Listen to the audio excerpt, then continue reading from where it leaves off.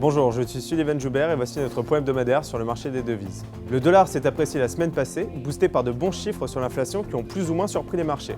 La mesure de l'inflation sous-jacente, qui exclut les données les plus volatiles, est maintenant bien au-dessus de l'objectif de 2% fixé par la Réserve fédérale américaine. Cette donnée est d'autant plus importante que le meeting de la Fed concernant une décision sur l'augmentation ou non de ses taux directeurs se tiendra ce mercredi. Comme la plupart des économistes, nous ne nous attendons pas à une augmentation des taux directeurs au meeting de cette semaine, mais nous nous attendons à un discours hawkish pendant la conférence de presse, ainsi que quelques voix dissonantes appelant une augmentation. Cela préparera le terrain pour une augmentation certaine en décembre et peut-être même avant.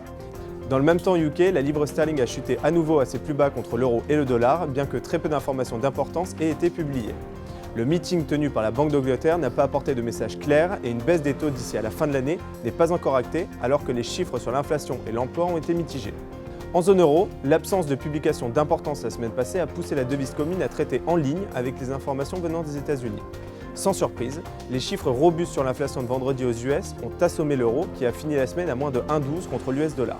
Cette semaine, il faudra faire attention aux chiffres sur le PMI où peu de variations devraient être observées. Très peu de données macroéconomiques d'importance seront publiées dans les prochaines semaines en zone euro et les yeux devraient rapidement se tourner vers le prochain meeting de la BCE du 20 octobre. Mention spéciale cette semaine au dollar canadien et surtout au peso mexicain.